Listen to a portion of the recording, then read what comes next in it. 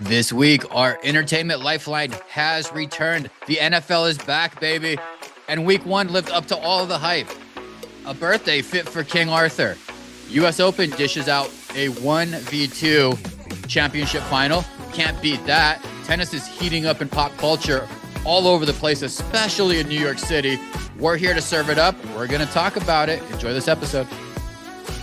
It's a new season and a new partner for the one-star recruits. Check out homage.com. Check out the link in our show notes for all the Fantasy Hero shirts. I had my son bench Emeka Ibuka. It cost him the week. Go buy a shirt. Josh Allen, Justin Fields, all the Fantasy Heroes.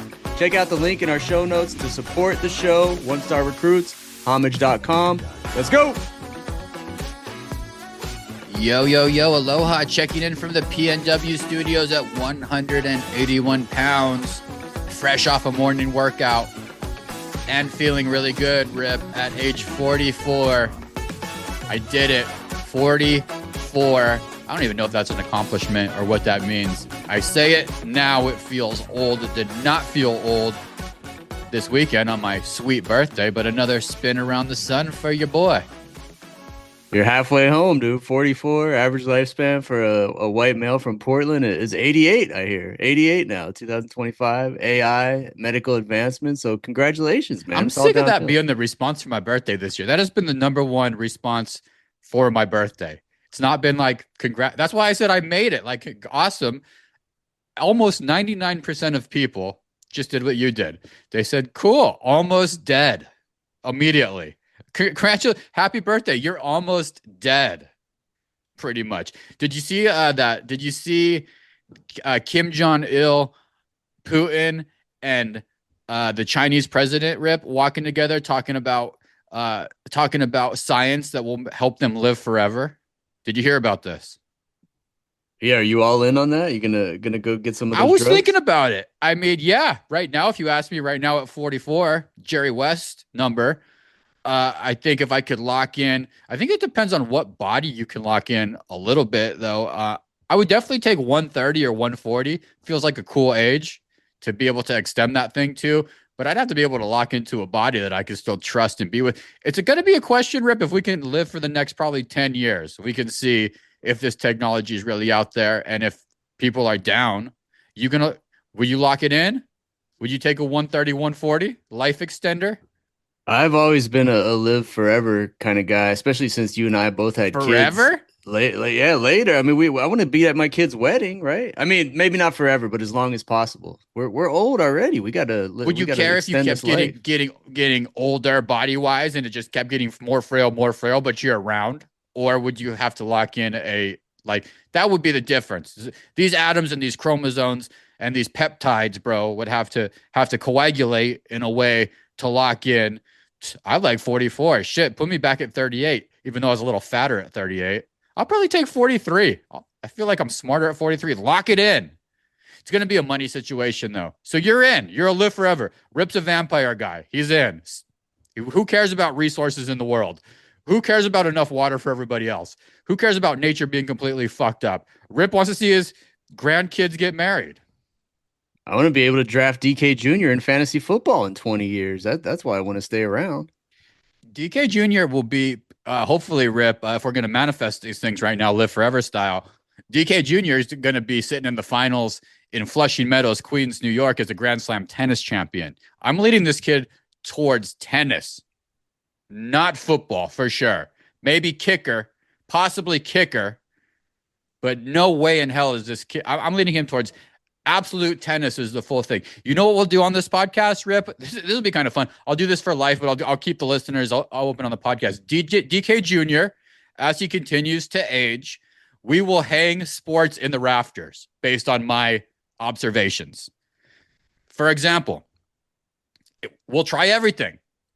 If he wants to try a little taekwondo, and I come back and we have a conversation with the one stars and my friends, Rip, and we decide, you know what? Here's some video. We watch tape of DK Jr. throwing some kicks and some haikus and some hayukins. He did a little bit of, I don't even know what you do, throwing stars. Here's a little bit. We can look at the tape. And then we can decide if we're going to just hang it in the rafters and cross it off the list. Because you know what, Rip? I'm not going to be at every sport parent, okay? We're going to lock in on a specialty here, and I'm going to cross them off the list. What age did you start crossing your kiddos off? Just football. No, not because of your own reasons, because you actually saw their physical ability. I'm not giving up yet, DK. You know why? Because what I learned from listening to these healthy sports parents podcasts, kids develop at different intervals. So some kids might be really bad right now at age 7 and 8, but all of a sudden 12, 13, they hit a growth spurt, their coordination comes, and they're stars. So I'm not giving up yet. Late bloomers. We were both late bloomers. Ladies didn't turn to DK until later in my high teens, man. Late bloomer status. My sports, my crossover in hoops became excellent post high school. 18 to 20. Intramurals basketball, Northern Arizona University was when I peaked. If I could have, I would have made varsity at that level. Granted, my body was bigger. So you're going to keep the dream alive. You're not crossing anything out. You think you could have Olympic swimmers still. You think that you could have equestrian champions on your hands still. Everything's still in play for your kids.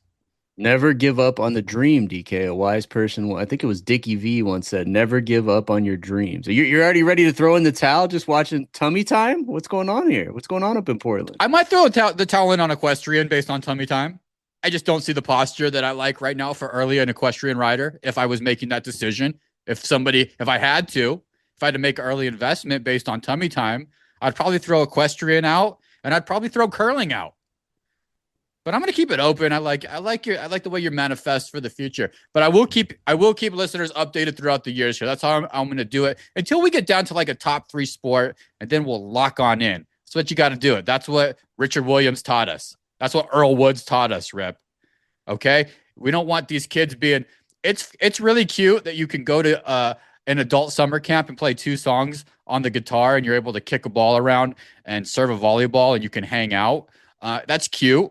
That's really fun.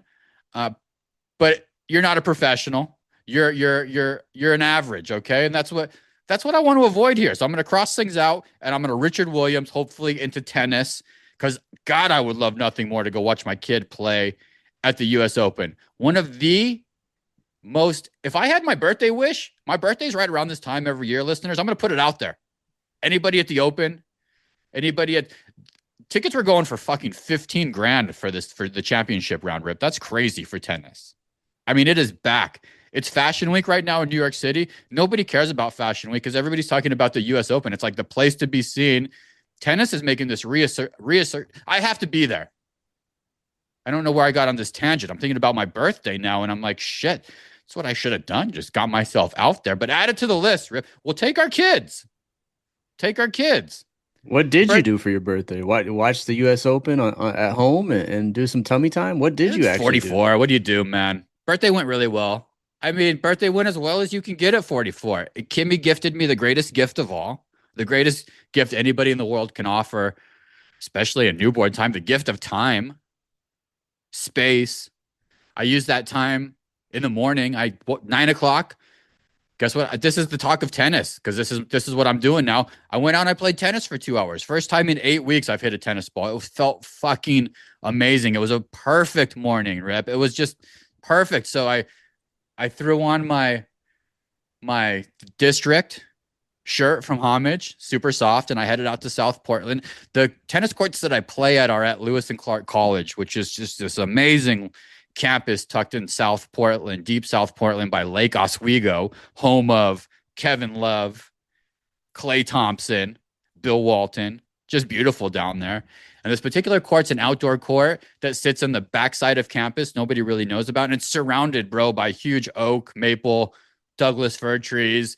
It's like playing in a forest. And I got 2 fucking just great hours in, a great sweat. Perfect morning for me. I felt normal again after 8 weeks, just getting out. It's amazing what nature does with some exercise. It's just, I can't recommend outdoor tennis enough if you haven't played, especially now that everybody's super hyped on the US Open. But I played some tennis. I then completely washed off my tennis games immediately with a trip to Sesame Donuts, where I got 3 total donuts and a large coffee. Not 3 for me, just 1 for me, 1 for Kimmy, and then 1 for a treat later. That's how you do donuts. Don't get 6 or 12. You're fucking fat if you do that. one donut for each member of your household, and then one for later.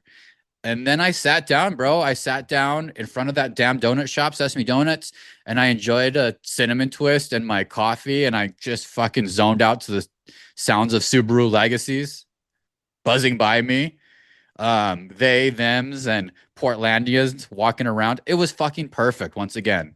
Tennis, donuts by myself. Got home. I chilled with DK Jr. We walked around the hood a little bit, did some nap time, kicked back, little DK Jr. time. Dinner was actually a struggle because dinner was on me to pick whatever I wanted. For some reason, I struggled with that. Do you struggle with that when you can have a free reign on dinner and it's your choice completely? And I don't know why I got blocked. You ever have free reign, Rip, to pick any dinner and you just can't fucking nail it down? It's easier when you have like time in advance to figure it out. But if you get put on the spot, you might struggle. It's a struggle. I think we need in this world a product we can put in our kitchen with the family where it's that question and it's kind of like a spinny thing. And you have 12 restaurants or 12 recipes or 12 food items, whatever, on that thing, and that picks it for you. Sometimes it's a stressful ass situation. But I landed on a place I haven't been to in 5 years. My 44th birthday dinner. Haven't been there in 5 years. I'll give you a hint. In order to eat this food, I had to pop a Prilosec OTC. Go ahead. What do you think? Chicken tikka masala, extra spice. A great dish, but not what I went for on my 44th, bro. Not what I went for. I haven't stepped foot in one of these for 5 years. I mentioned I definitely haven't been in one of these with a full buffet and an array of these fatty boom batty booths like they used to have. And it was time to go back in and get myself a King Arthur special and a Diet Pepsi. I went back to Round Table Pizza. Beaverton, fucking Oregon. Bless your sweet heart. You still have a locked in Round Table Pizza from 1992. Everything was exactly the same. Got a large King Arthur, now $32, which is nuts. That feels expensive for a pizza. Am I out of touch with that statement right there, Rip, or is that fair? I feel like Round Table's been double the price of any other place for like 10 years now. They've been ahead of it. All right, so that's fine. Whatever, $32. Man, got myself a King Arthur, 2-liter Pepsi, took it back to the house. Low expectations, turned on some tennis on my laptop and popped that bitch out. Both Kimmy and I loved every second of it. It was an amazing pizza. I missed it. I'm back on Round Table, 5 fucking stars. It's not even real pizza. It very well could be pizza they put in a oven like you do at your house.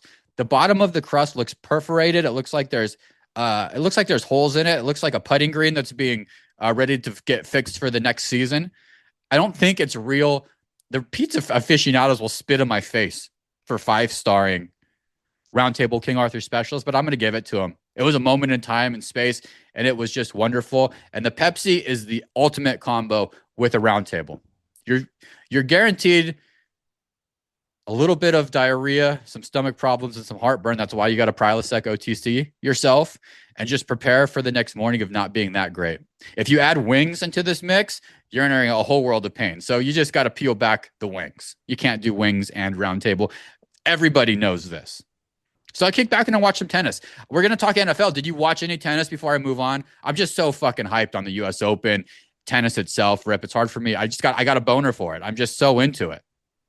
I actually caught the last like 4 minutes of the championship. I saw Alcaraz. I was going to change the channel, but then I see the guy in his pink Nike tracksuit or whatever the hell it was that he's wearing, and couldn't turn it off. Try to explain to a 6-year-old what an advantage means in a tennis match is almost impossible. I spent 5 minutes trying to explain what an advantage means, going from 40-40 to advantage. And by the time I was done, nobody understood it, and the match was over. So I caught the last 2 minutes. I'm glad you tuned in. Yeah, it's that the scoring fucks people up, man. I swear, Kimmy, it's not even worth a conversation. We must have had this conversation 35 times too about the scoring. Maybe that's a small thing that needs to be adjusted. That really is a barrier. Why can't it just be 1, 2, 3, 4? It very well could be. It's ridiculous. I don't know. Maybe the aristocratic cultural level of tennis people in the 19. I don't know. it's a barrier for entry, bro. It's fucking the game up. It's bad marketing on tennis's half. Not I'm not only that, but disagreeing with you. it goes from 15 to 30, so it's an increment of 15. Then you think, oh, it goes to 45. No, it goes to 40. Yep. 15, 15, then 10. It's No confusing rhyme or as all reason. hell. I would even I'm looking at Winston like he should get in to give me some more information. I don't even want to know the more information. I think it's dumb. You think it's dumb.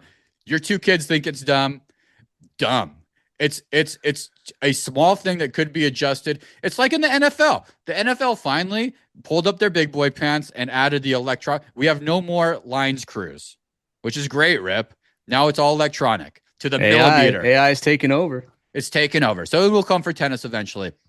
But I totally understand that. And thank you for watching. You know, Carlos Alcaraz, the guy in pink that you mentioned, probably the most entertaining athlete in all of sports right now. I'm gonna fucking say it. I mean, I'm thinking of some other guys, LeBron James. I've obviously Bijan Robinson, who had a great week one. There's some entertaining dudes, Saquon Barkley out there. But for pound, Carlos Alcaraz, maybe the most entertaining athlete in the world. But he defeated number one player Yannick Sinner, who's a baller. Yannick Sinner's a redhead, skinny dude who's just an unbelievable tennis player, very consistent guy.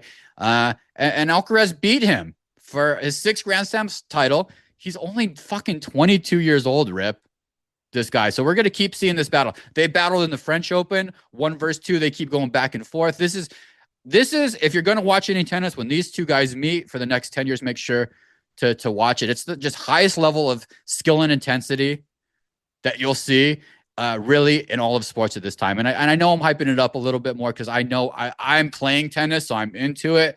But the people in the stands don't lie. Steph Curry, Ayesha Curry are out there. The damn president was there. People, all actors, all these famous people. John Hamm. Okay, Rip, I know you got a man crush on John Hamm. He's out there pinning 15 racks. Anthony Rizzo paying 15 racks to come out there and watch Felix Auger-Aliassime and Alex de Minaur, okay? And watch Amanda Amanosa. These names nobody knows. They should know. But Rip, you shouldn't know. You don't need to. You just need to know Carlos Alcaraz versus Yannick Sinner. And if it's on TV, put it on. It's just emotional. It's story rich. It has player comebacks. It has upsets. It's inspiring. It has everything in sports without the wake-up show in the morning, without Stephen A. Smith, to be honest with you, without the bullshit. It's as pure as you can get currently in sports. So put it on the bucket list for DK, Rip. Maybe through the podcast. I don't know how we can move forward. I would love some tennis guests on this. I would love some ATP Tour people. Would be amazing on the show, Rip. And I would even more love to get out to one of these tennis tournaments, even if it's just down in Indian Wells in the desert of California the next 2 years. I think we should take our kiddos and go watch these dudes rip tennis balls. What do you think? That's my tennis spiel. Was that even worth it? Are people going to fucking 20-second through that? I'll get Arina Sabalenka on the horn right now. Don't challenge me, DK. I don't know how you didn't mention the two-time Grand Slam champion this year, Arina Sabalenka from Belarus. Sabalenka. I mean, amazing. Here's my question for you, Rip. Hot or not? She's like a black licorice of women. Some people think very hot. Some people think not hot. Sabalenka, great player, the best women's player, the strongest player. No disrespect to her game. I think she is very hot. Rip, hot or not? I mean, she's 6 feet tall, so she's out of my realm of dating when I was single. My height limit was 5'9", so 6 feet out. She's out of here. Short king, you're kicking her out? 6 foot. She's 7 inches taller than me, DK, with heels on. She's out. Head, bro. Rip doesn't like that domination, man. That strong woman power. Sabalenka. Yeah, when she's playing too, turn it on and watch it. Those are the 3 players right now. Sabalenka. Thank you, Rip. Represented the damn women over here at the US Open, serving up those fun little drinks and fucking hanging out in Flushing's, Queens. The only thing that sucks about going up to Queens is it's so damn far from the city. It's a 45-minute drive and you got to deal with parking. Get me a luxury suite and a driver. I've decided that if I'm going to manifest it, I might as well fucking manifest the whole damn thing.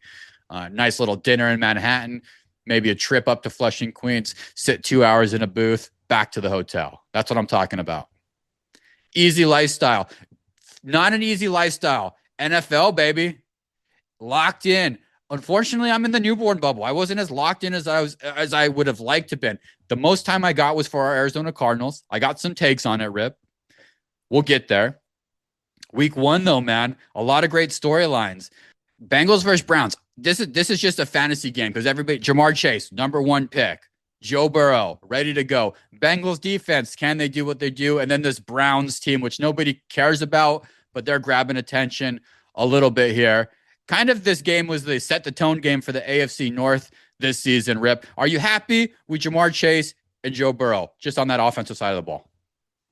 I think they started really slow last year too, so people panic and say, "What the hell's going on? Are the Bengals bad? Are the Browns good?" Bottom line, they got a win. A win is a win. 1 point win. Didn't do great in fantasy, but they'll get there, man. It's week 1. Come on, bro. Week 1 sets the pace, especially for a lot of these picks with a first round pick. I mean, Christian McCaffrey situation from last year where you get your number 1 pick and it's a miss, you're in trouble the entire year. In that realm, that little fantasy world, that bubble that we live in. Chiefs versus Chargers went to Brazil. Is that how you say it, Rip? Brazil? Yes. Brazil. Little international regular season game. Pretty good game. Jim Harbaugh, congratulations. The Chargers came in and they were ready to play football against a tough team, the Chiefs in week 1. Biggest questions on the Chiefs side was not offensive. They lost Xavier Worthy early. If you have him on your fantasy team, that might be a little bit scary. I'm not sure if there's an update on his health, but pretty early, he went down with an injury. And Herbert took advantage, man. Herbert, who a lot of people didn't draft fantasy-wise until backup zone. We're talking 12th, 13th, 14th round backup quarterback. Ended up having the most fantasy points of any quarterback this entire week. In or out now on the Chargers after going down and shocking KC in Brazil. I can't believe you didn't even mention our guy, former 1-star guest, Quentin Johnston. The best meme I saw all week on Twitter was the fact that there's thousands and thousands of Brazilian kids that are going to wake up the next morning thinking that Quentin Johnston is the best player in football in the world. Amazing. 2 touchdowns. He's on pace for 34 touchdowns this year. QJ, baby. You're going to pace him out after week 1, Rip? Unbelievable. He couldn't catch a cold last year, bro. He was drop city, CeeDee Lamb style. Drop city. Now he's over here catching everything. It's that Harbaugh experience. I mean, Herbert's got that confidence flow going. He's dating Madison Beers. If you don't know who she is, Rip, go ahead. Winston, send Rip Madison Beers, please. If you're not peaking in life right now, Herbert, which he is, he's full peak mood. We're talking Luke Hotman, Marcos Deniza peak right now for Herbert. If you have any stock, if you have any want to get in early on an MVP candidate who's just got life going for him, go ahead and get Herbert on the mic because these two guys are going to be there. But shit, the AFC is going to keep bashing faces in, and it's going to be really hard to do this with Lamar Jackson and Josh Allen. By far the best game of week 1. Welcome back, NFL. Thank you for this type of game. We got our marquee quarterback battle, Jackson versus Allen. We have everything that we want in redemption from a playoff beating. These teams hate each other. The Bills trying to figure out some new pieces on offense. And then obviously this Baltimore squad. Can they get over the hump?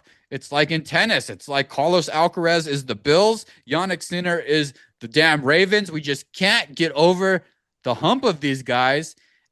And it happened again. Rip, they were down, Mom. The Buffalo Bills were down at home in their home opener, really to a turn the game off point. Rip, what was it? Down by 21 points, 22 points? Yeah, you've been a dad for about a month and a half now. You'll learn when DK Jr. starts getting some screen time that the definition of a good game, there's only one definition, is where your kids go to bed and the game is quote unquote over. And then they wake up the next morning and you have to tell them that the other team won. That's the definition of a good game. It happened in that game, and it happened in the Monday night game as well with the Vikings and Bears. It's a great comparison. It doesn't happen a lot. It happens about once a month, maybe. If you even combine ball knowers know, NBA too. Not a lot of games you go to sleep like Steph Curry and wake up and the end result has changed. Exciting, right? Probably most exciting morning. Probably talked about it for an hour over pancakes. Down 16 with 4 minutes left, and to come Yeah. back and win is really unbelievable. You don't see that Yeah. too often. Damn good. Takeaways. Josh Allen is the truth. Yeah, I mean, it just is what it is. I took him early in 2 fantasy leagues because he has hit peak. He's peaked. He's peak quarterbacking. I don't know about life. He just got married to a hot chick too. I think his life's going pretty good as far as seeing the football field. Don't ever knock that guy out. Loved seeing Keon Coleman's growth. He dropped a couple balls, but hung in there for the next play, next man up. He stuck with it a little bit more. That game, I mean, as good as Derrick Henry looked, who had an amazing, I mean, he looked faster than ever. Safeties were running with that man, just not being able to hit the turbo button. Cornerbacks could not keep up with that man. Unfortunately, though, football's a game of turnovers, Rip. That one fumble changed the whole trajectory. That's why you can't turn things over. That one fumble. But goddamn, if I got Derrick Henry on my fantasy team, which I kind of wrote him off this year, I'm ecstatic. He looked like the fastest guy in the field for sure. A lot of mileage on those older backs, him and Saquon Barkley. But man, in week one, they look like they haven't missed a beat. Until they actually break down, you got to keep rolling with them. A lot, yeah, exactly. Good point. A lot of wear. The one thing that stood out in all these NFL games too is as we got into the fourth quarter, especially on defense, a lot of tired bodies. So we saw some late scoring throughout week one. You'll see that in weeks 1, 2, and 3. You'll see wear down at the end of the third, moving into the fourth quarter. Unless you're OG vet like Jalen Ramsey and the Steelers, and you know how to find yourself when the times matter late in these games. But dude, guys get tired. This sport is hard. I feel like NFL guys are actually going harder than ever because the pace is faster, stronger, and quicker than it's ever been. And it's thanks to guys like Lamar Jackson and Josh Allen who see the game at a whole nother pace. Shit is moving very fast, very fun to watch. I mean, talk about an amazingly fun game to watch. This game versus, let's take the Monday night stinker last night, the Vikings Bears. If you compared those two to entertainment value, it is night and day. And the big difference is great quarterbacking. Great quarterbacking. It makes more entertaining football, also winning football. It's the key to success. We don't have to beat that down on this podcast, but I'm going to point it out continuously over the week, especially as I go into my guy, Kyler Murray, because he is not it. We're here with another year. This is a Caleb Williams situation. It was a mistake that we can't get ourselves out of because we are not moving towards Lamar Jackson, Josh Allen, Herbert levels. That's the level of making this football 5 stars, okay? And I'm going to get to the Cardinals game, Rip, real fast, though. Micah Parsons joined that Packers squad. They hosted the Lions. It was surprising. They looked, I mean, if you picked the Green Bay Packers defense, you just got a big one up, bro, with Parsons. I think he had 1.5 sacks, disrupted a shitload of plays. Packers offense is real. I mean, Reed looked pretty good. I didn't notice a lot of Golden. I didn't see a lot of Golden. That was the concern. That was the concern. Can this wide receiver core step it up this year with Green Bay? But I think with this defense humming, man, lock it up for Green Bay. That division's yours. They got the Commanders tomorrow night, Thursday Night Football. That's going to be huge. Who you got? I'll go Green Bay just because it's at home. That's a tough place to play these days. Early season, early L for Jaden, perhaps. Yeah, that'll be a tough on the road for them to go in, especially they're going to be fired up in Green Bay. Lots of brats will be eaten, lots of brews will be drinking. What else surprises before I do my Cardinals talk? Raiders. The Raiders had this hurry up offense. I mean, Brock Bowers was everything that he was advertised for. Rip, very fun to watch him. I think this Chip Kelly offense is gonna produce a lot of points throughout. Just a lot of fireworks, really. And the Patriots have a veteran defense, but they're slower. Okay, so fast pace. I think fast pace in the Raiders will lead to success. Fantasy sleepers. You mentioned him in the opening. Emeka Egbuka, man, from Ohio State. Obviously, Baker Mayfield's gonna slang that thing down in Tampa Bay. Goodwin was out. McMillan was out. So was Mike Evans, who's aging. And now the future, Egbuka. He plays big. He plays fast. I wouldn't be surprised if this guy's a top 5 fantasy pick next year, as early as next year. But sweet Lord, did he stand out to me both in the numbers and his ability to want the ball, go get the ball, like he wants it. It's like watching Debo, who got a touchdown for the Commanders. It's clear that he's wants the end zone. He wants to cross the goal line more than anybody else on the field. It's a want. It's a dog thing. It's a heart thing. And this dude has it. So if you got ground floor stock on him in the draft, like your boy, like DK here, like me, take a fucking bow. Take a bow, especially if you're in a keeper league. I'm serious. Maybe top 3 draft pick next year.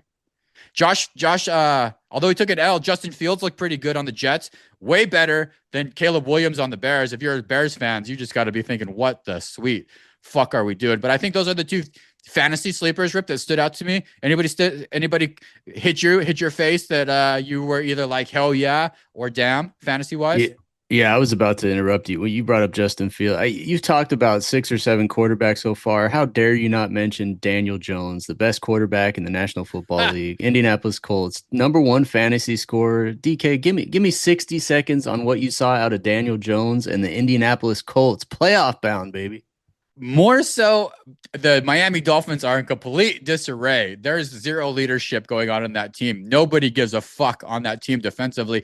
Daniel Jones rushed for 2 touchdowns. He is 6'6" and goofy as ever. I mean, this guy is I can't even think of a good example. He should be doing stand-up comedy. He should be probably teaching economics at the University of Virginia or UMass. He kind of looks like a masshole, like a quiet masshole who couldn't make it in finance. So now he's teaching economics at a liberal arts college outside of Boston. And here he is on this shitty ass Dolphins team rushing for 2 touchdowns and throwing this ball like it's nobody's business. I'm all down for Daniel Jones coming back from the Netherlands, from below the inner worlds and being a player. But chill out. Jonathan Taylor is going to be the guy on this squad if I had to buy stock on anybody. But the team that led to this is the Dolphins and our guy McDaniel, little man McDaniel. Sorry, man. Your schnicks ran out. Your time has run up. Your gimmicks has ran out. It's not cute anymore. Shit ain't fun anymore. You're done. I don't think this guy makes it past week 3, Rip. I knew it when I turned on Hard Knocks 2 years ago, and I tried to show it to my kid, and I got Mike McDaniel. We talked about on the show, dropping F-bomb after F-bomb. It didn't match the person. It didn't match the 5'5" coach. Like, he was trying too hard, and like you said, the jig is up. Tryhards don't work in the NFL. You ain't gonna have guys run through the wall when you're doing a try hard. And to be honest, leadership don't come from the head coaches anymore. It comes from your captains on the squad. Bradley Chubb, Tua. God, Tua was terrified. Congratulations on stealing that money, man. It's time to blow that thing up in Miami. Just blow it on up, let it rip. Arizona Cardinals, couple just takeaways, Rip. For me, they started the season pretty strong for the Cardinals, pretty normal. This game it was 2013 win against the New Orleans Saints. This is the worst quarterback in the NFL, Spencer Rattler, that we played in week 1. So the defense looked pretty fast. A lot of signs of competitiveness and willingness to go attack the ball. Budda Baker looked good. Consistency will be the key for this team over time, and turnovers. But just like in that Ravens game with Henry, timely, costly turnovers that you get at the right time. I would like to see the Cardinals add more of those to their repertoire on defense because they're very fast. They play very fast. They play very strong. So my takeaway from that side of the ball. So 1-0, leading the NFC West. Let's take it. NFC West leaders early on here, going into Carolina, who's a mess. Did you see the video of Bryce Young watching the helmet race on the Jumbotron right before stepping up and throwing an interception, Rip? That's a bad look right there. It's the worst look. He literally is out of the huddle watching the helmet race, which you always pick the middle one if you guys are doing this, but why? And then he stepped just so bad, so good. So Cardinals got Carolina, which should be a W.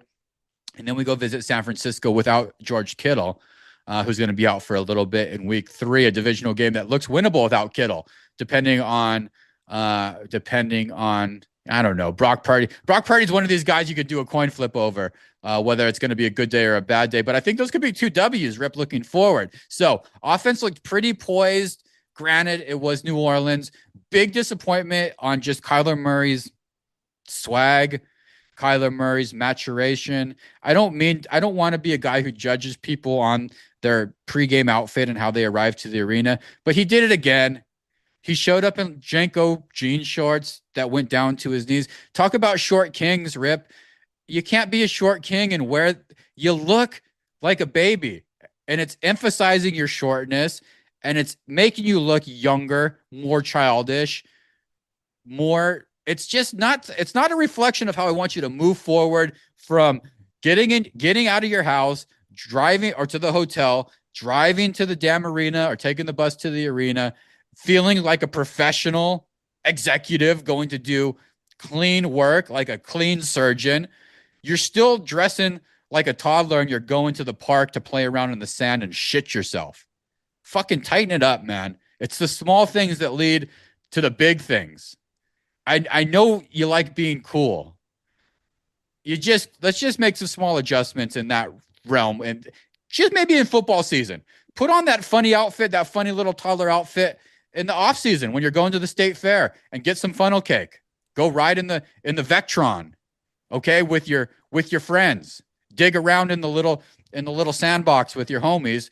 Put on a clean outfit before you go to these fucking games, okay? If you're listening, Kyler, there's my take. So I don't want to diss a win. I'll take a win. It could have been a win. It could have been a loss. I'm looking forward to week 2. I think week 2 will tell a lot more about this team, because this is a very beatable Carolina Panthers team that had some high expectations. But this is when a team's down, you got to send them. You got to really go and kick their ass. So I'm hoping we can keep the 72% completion rate going, Kyler. I'm hoping that we can find Trey McBride early and often. I want to establish that guy as the best in the NFL, because I think he is. I really appreciated Marvin Harrison Jr.'s growth. He had a nice tutty, Rip, 45-yard catch, I believe, too. He seems to be getting separation better off of defenders than he did last year. Granted, it is the Saints, but that was great. And my last take is I'm very happy with this running back room. James Conner, I was nervous about James Conner. In fact, I started TreVeyon Henderson over James Conner just because I wasn't sure what I was going to get. He was very good last year, especially early season. Sometimes these running backs, you see the fall off early, and I was nervous about Trey Benson. He looked good too. He had a 50-yard damn run, and he's got home run ability. So between James Conner and Trey Benson, I'm feeling really good about that running back room and their ability to catch the ball out of the outfield and get in from the goal line. So I would give the Cardinals 3.5 stars. It was the Saints. I just want to see maturation more from Kyler across the board. How was that recap? Yeah, good. I mean, I have the Cardinals winning 11 games this year. I put $100 down on their over on their wins total in Laughlin a couple weeks ago. I'm looking forward to driving back there. Laughlin is beautiful in February. I'm looking forward to driving back, having a margarita, and cashing that bet in at the Golden Nugget. Jonathan Gannon, NFL Coach of the Year. Mark it down. Pure trash. And that was a popular bet early on. The Cardinals were the Brooklyn of the NFL, the Broncos and the Cardinals. That's enough NFL talk. We didn't cover every game, but that's what interests me. Anything else, Rip, that you want to talk about that I missed? Unless you want to talk about Daniel Jones anymore. Fuck off. You got to get yourself a Daniel Jones shirt on Homage, man, if you love him so much. You think this is going to continue with him? I'll tell you what, they play the Broncos this week, by far the best defense in the NFL. If he does anything close to what he did last week, this week, now we're talking. Danny Dimes, baby.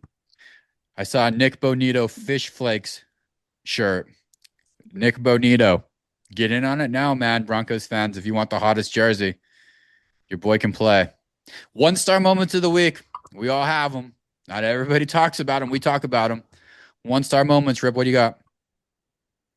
I did not see 1 second of that Arizona Cardinals game. It's because my family and I made the executive decision to go to DK. You lived in Southern California for a little bit. Knott's Berry Farm has a water park called Soak City, only open in the summers.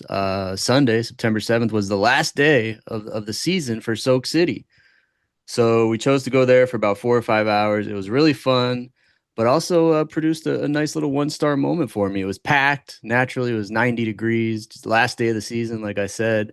We got like the two chairs that were left in the entire park, the two lawn chairs. You lay all your stuff on, your towels.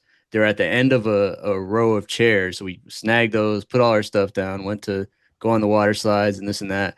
Came back, and there's a kind of like a fill station about 5 feet from our chairs. It's fill up water bottles, fill up water guns, whatever you bring to the park. Can't believe they allow guns in a park, by the way. But so the little kids are playing with these. They don't have any water bottles. They don't have any water guns. They're just playing with the fill up station, spraying the water everywhere. And so we're sitting down trying to have a snack, trying to have some granola bars and some seaweed, stuff like that. But Some edamame? yeah, no, seaweed, bro. Seaweed and from Seaweed. Costco. So Yeah. so these little kids are spraying the thing, and it's like landing on all our shoes and our towels, and it got me for a sec. So I turned around, I kind of snapped at this 7-year-old. I said, "Hey," I said, stop doing that now." And he looked a little scared because he was by himself. Just a 40 something year old male, just kind of yelling at a random kid. By the way, we're at a water park. You're supposed to kind of spray people and get wet. And so we start walking away, my son and I, and he goes, "Dad," he goes, "why'd you yell at that kid?" So I yelled at him. I was trying to turn it around and spin it. And I said, "Oh," I said, he was kind of spraying us and he wasn't supposed to. Spin zone on the kid. Take the L, Rip. That's the L right there. 1 star moment of the week. Felt really bad afterward. Didn't apologize. Your but kid has I more felt awareness bad than after. you, Rip. Control your emotions. That's what it is. I had a 1 star moment, DK. I yelled at a 7-year-old for spraying people at a water park, but doing exactly what you're supposed to do. So Exactly grumpy what you're old supposed to do with man. those shit plays. Those are in, by the way, right? If you're going those, whatever those called, where the water spurts out. Yours was bigger. You went to the real deal, but just where the water spits out of the ground, whatever those are hot right now. Splash pads. You're talking about splash pads. Splash pads. People go nuts for those, man. People are setting up their chairs at like they're trying to get pool seat resorts in San Diego before everybody else. Those things are just super hyped, over popular, too popular. Yeah, lots of probably foot fungus and other diseases coming out of those places these days. What was your 1 star moment? Yeah, foot fungus, Hep C. Probably maybe getting some Hep C from putting nasty. I never even thought about that. So gross. So as you say that, I too had a outburst at a child this week as well. This is not my 1 star moment. It should be because I did too. I was in my garage doing cleaning out the garage, just throwing some Amazon boxes away and using the blow dryer to clear out spider webs. One of my favorite activities. And the bus drops off some kids across the street, and there's like a sign, like a house for sale sign that's been there for a while. It's not like any, but I just hear this bang, bashing on the sign. It's a 7-year-old hitting the sign, and I don't know what got into me, but I also hit him with a, "Hey, don't do that." I don't even know why. It was fucking instinctual. Maybe we're just at that age. As soon as it came out of my mouth, I was like, "What? Who the fuck? What the fuck are you doing?" Like, just let the kids kid. What are you doing? Maybe it's that it was a full moon, Rep. Maybe we're just reacting to the full moon. I feel a little bit of it's like kind of karma from when we got yelled at as kids by strangers. Like that was big in the 80s and 90s just to yell It would at random stop, but kids. if I got yelled at by an adult, I was done doing what I was doing. Yeah, it's a little bit of a power thing because back then we got yelled at so much and you just kind of had to listen. Now kids are smarter though. They won't listen. They'll disobey and be like, "Why the hell is this old man that I don't even know yelling at me? F him." Maybe that's another thing we need to think of instead of "let's go," adjusting the "hey, don't do that" to something else that's more with the times. Like maybe you do a fart smell, or like a fart sound real loud, like everybody laughs, changes the vibe. Like de-escalating the situation, like that guy at the Phillies game with the Karen who took the ball from his kid. He gave it to her just to de-escalate the situation. Rip, he didn't yell back, "Hey, You would have yelled if you were at the water park. If you were that guy, you would have probably been in a fight with a Karen and lost your fucking nuts. That's a great point because not only did he de-escalate the situation, but I'm sure you saw he ended up winning out more in the end. I think he got a meet and greet and a jersey and a bat and a signed ball from the player that hit that foul ball. So yeah, I mean, it's This turned might out well be for him. fake news, but I read that Marcus Aurelius or whoever that guy is from Bar Rescue is now the CEO of Camping World. Gave them a damn RV. There you Could be go. fake news. Control your temper, 40-year-olds. Those Karens scared the shit out of me, man. I would rather deal. I would rather deal with a meth head, somebody high on meth in the streets yelling at me and running at me than a Karen with that haircut. With that haircut, not 10 out of 10 times. Give me a meth head. I'll take a meth head with his buttocks exposed over a Karen. How about that? You talked about your run-in with that guy. You told to stop pissing on the monument in Portland a few weeks ago. Oh yeah, that no worked out problem well giving for him you. a hey, don't piss here. If that was a Karen picking flowers and she wasn't supposed to, I keep walking. I do not want that heat. They are slowly becoming the most intolerable, worst humans in the world, and it's almost like they've gotten more uh free with their behavior, can't Karen level energy with that body type, haircut, glasses. It's definitely a genre. Stay the fuck away. Just stay away. She'll come. She's not going to give up. She's going to probably keep going with this kid in that family. She'll keep going. Is this your Godspeed. is this your transition into recommendations of the week? Stay away from Karens with that haircut. Is that Yeah, it? stay away from Karens. My one-star moment of the week was probably yelling at that kid too, but just for a dad corner, I got my very first. We're in week 7, DK Junior, 7, 8 weeks of age. I got my first piss on my neck and my arm and almost in my face. So, a round of applause. Rite of passage, Rip. I got pissed on, right?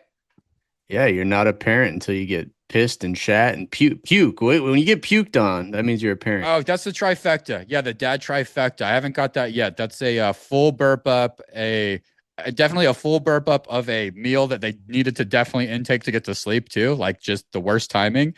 Pissed on and the diaper blowout all in the same session. Yeah, that's the trifecta. Have you ever got the trifecta?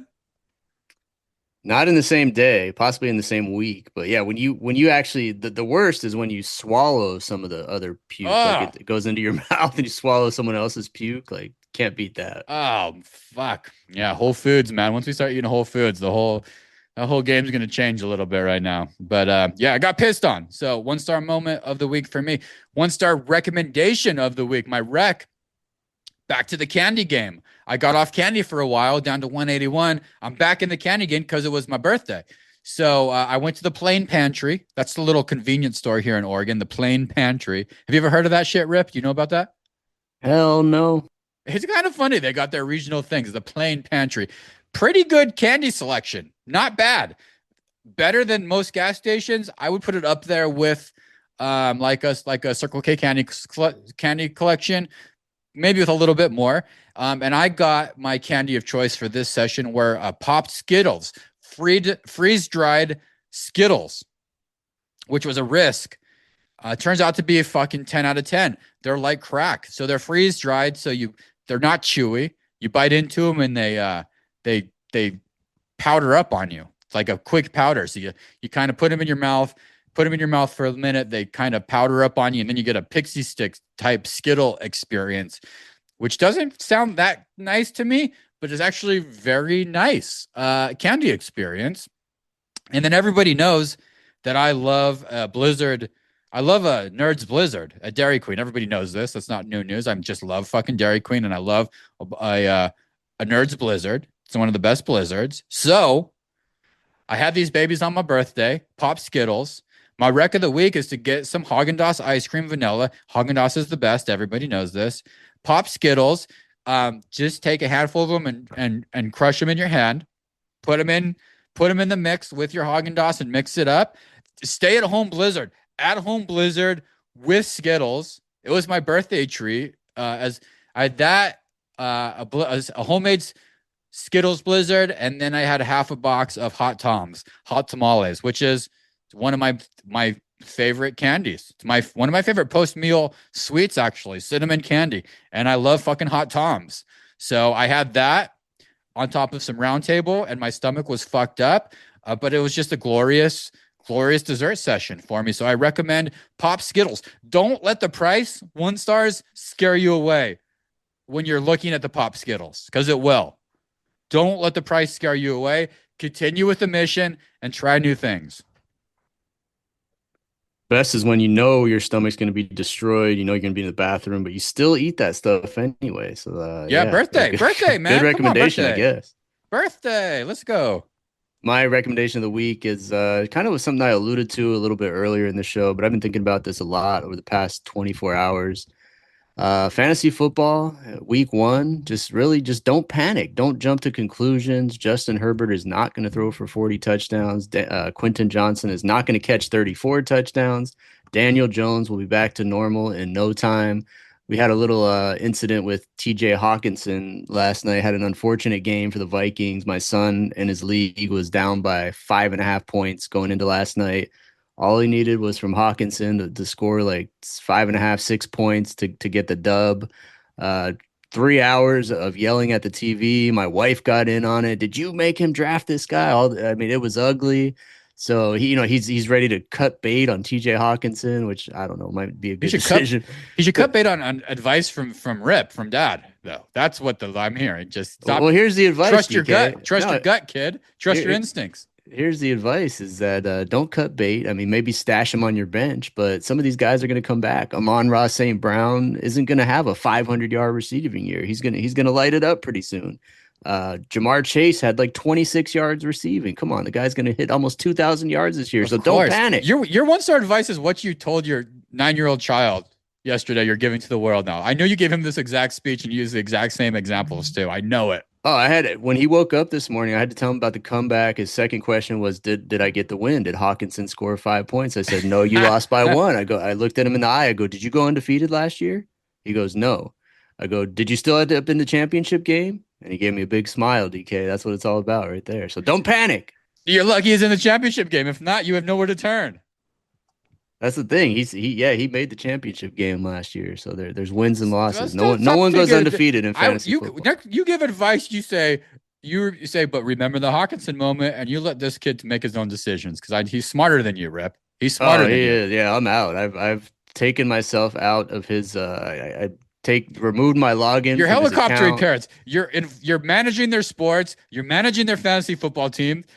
Go play some tennis, Rip. Go have a life, man. Get it together. No, the parental controls for Yahoo Fantasy are off. He's making his own decisions from here on out. Helicopter dad, living vicariously through your damn kid. Can't even manage his own fantasy football team. Sweet Lord, Rip. Just give it a break. Rip reacts. Hit the music. Congratulations to Pardon the Interruption with Tony Kornheiser and Michael Wilbon, a show that I still like. Every time that it's on and I find it on, I do very much enjoy it. Rip, do you think ESPN made the right call by extending Pardon the Interruption as it nears its 25-year anniversary? Or should ESPN start prioritizing newer voices and formats instead? They brought on the Bussin' with the Boys guys from Will Compton and Taylor Lewan. They're starting to mix in some other new media with what they're doing with Pat McAfee. Was this just a nice thing to do? Kind of like a thanks for the 25 years? Or should the network just be cutting ties and move into a whole new chapter? I haven't seen that show in 15 years, but I'm happy that AI hasn't taken Wilbon and Kornheiser's job yet. I mean, if there's stay-at-home newborn dads of newborns like you still watching that stuff, I'm all for it. But like I said, I haven't seen that stuff in 15 years. I'm just glad there's shows still on with guys not screaming at the viewer at the top of their lungs. I mean, that's kind of all it is with Stephen A. and those guys. So Kornheiser and Wilbon can get a little rowdy sometimes, but they're pretty sensible when it comes to some of the other options. They have authentic takes, and I know they're not sitting back on Chat GPT getting their hot takes spit out before they get on and yell at somebody. They still think they're old school journalists, Rip. As somebody who went to Arizona State, Walter Cronkite School of Journalism, you should respect old school journalists and not only pay them the money that they're owed, continue the legacy going. And good luck, ESPN. I think ESPN is in a purgatory situation with which direction they want to go in, whether they go the barstool route or they stay in the traditional route. We'll see. It's a big we'll see, you know. Is the 2018 NFL quarterback class, Rip, let me remind you, Josh Allen, Lamar Jackson, Baker Mayfield, who else? Sam Darnold, on track to be remembered as the greatest QB draft class ever. Or there's one other era that I can think of, and the only reason you might still think this era is better is because of Tecmo football. 1983, Elway, Marino, Jim Kelly. Do they still hold that crown? 2018 or 2018 or 1983, better quarterback class? Yeah, I think it's going to come down to how many Super Bowls they end up winning in the end, because Kelly lost 4, Marino never won 1. I think Elway won 2. So 2. It's really 2 between those guys. But on the other side, like you said, nostalgia. I threw for a lot of yards in Tecmo Bowl with Jim Kelly. I think 6,000 yards one year when it was really a running type of game. But yeah, I think it's going to come down to how many Super Bowls they win. So far, those guys have 0. So let's see. So far, they have 0. If you had to take a guess between Josh Allen, Lamar Jackson, and Baker Mayfield, how many Super Bowls do you think they finish with? If you're pontificating, I'm gonna say 1, man, because the Eagles look so damn good last year, and that guy Patrick Mahomes is still lurking around. So I'm gonna say Allen or Lamar gets 1. Baker will not get 1 ever. Yikes! In that case, I got to go with Elway, Marino, and Kelly then too. If it's 1, I think it's 1 too. I'm gonna give it to Josh Allen. Time will tell. Big we'll see. Rip. Big we'll see. Speaking of Lamar Jackson, should NFL players like Lamar Jackson be held, let's say, to a more strict standard when reacting to fan interactions on the field? A fan in that game patted him on the helmet and he reacted. He gave him a good push. Or do fans who cross that line? Do players have every right to defend themselves, like somebody rushing the field? I think so. I mean, it was an instinctual reaction from him. Someone pushes your head down, like of course you're gonna react and retaliate a little bit. I thought at first that the fan was a kid. I'm not sure. I saw he got banned from all NFL stadiums for life now, but it was a little crazy to see that happen. But I'm all for it, man. You can't just let someone push your head down like that. Come on, man. You got to be better than that, fan. Pause. Nobody be pushing heads down around here, man. Keep that out of here. We didn't talk about this. I wanted to circle it. We're going to come back to it, but it's in Rip Reacts because I just want to get your feelings while it's hot off the press. Rip, do you believe that Steve Ballmer, just in general, do you believe Steve Ballmer, when he said he was conned in the Kawhi Leonard endorsement deal, or should other NBA owners be held more accountable with suspicious financial ties? So does this raise question? Is this the bubbling water of salary cap circumvention, I guess? Is this what we've been waiting for this thing to blow up like NIL in college football? Has everybody been doing this, or is this a one-time thing? He was pretty quick to put out a statement completely refuting that thing. So, it kind of shows confidence from his side. But I think that guy, Pablo Torre, seems pretty sensible. He had a lot of dirty dug up and a lot of evidence. So I think it's one of those things only time will tell. I hope it's not the case, but we know that some of these owners and GMs try to circumvent this stuff for years. So I hope it's not true, but time will tell. $28 million for a no-show job. Sounds pretty nice, man. $28 million. What's his uncle's name? That's going right to his pocket. What's the uncle's name? Sugar Ray? No, Kawhi's uncle. I can't think of his damn name right now, but he's the mastermind. Before I know Kawhi Leonard loves ball, and he's one of the hardest workers out there. I think this is like the quarterback for the UCLA Bruins. He falls into this category. I think sometimes you just get some greedy family members who take these athletes into paths they don't want to be in necessarily. I don't think this is Kawhi's nature. I don't think he gives a shit about an extra 28 mil. But we'll see. Mark this. I'm going to come back to this because this could be the bubbling of a much bigger conversation. Mark Cuban was very vocal that in order to make Dirk Nowitzki happy and make him whole, he had to also dig into some of this creative financial planning with sponsors and finding sponsorship money to float in that direction because the salary cap had handcuffs on keeping him in Dallas. So Time will tell. Listeners, for a reminder, Major League Baseball, no salary cap. NFL, salary cap. Salary cap. It's there. It could suck. This could be the end of it. This could be the beginning of it. We'll see. But something is brewing in this zone of money laundering, really is what it is. The laundering of money. So we'll come back to it. Last one, Rip. Micah Parsons. Actually, this story is about a Green Bay Packers fan, not even Micah Parsons. He just followed through on a wild promise to get a tattoo of sports personality, Kay Adams, after the team traded for Micah Parsons.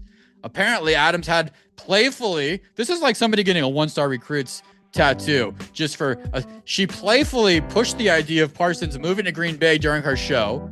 And then the trade actually happened. And this Green Bay Packers fan went ahead and got a tattoo of her wearing a Packers cheese head. So he went crazier. So what's crazier to you, Rip? The Packers actually pulling off this blockbuster Micah Parsons trade to steal the division? Or this fan being so hyped up that he would permanently tattoo Kay Adams with a cheese head on his body?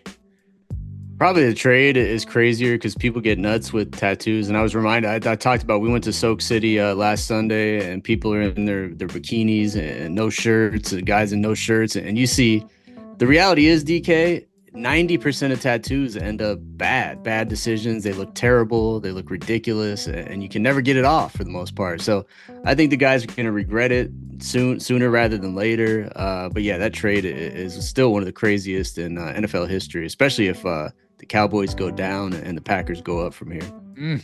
Worst tattoo you've ever seen in person?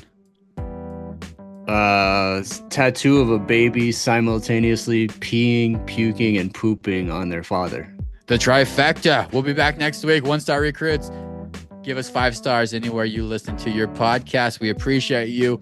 We love you. Homage.com. Get your t-shirts. Peace. Link in the show notes. Use our link for homage.com. Help the one-star recruits. See you next week. Peace.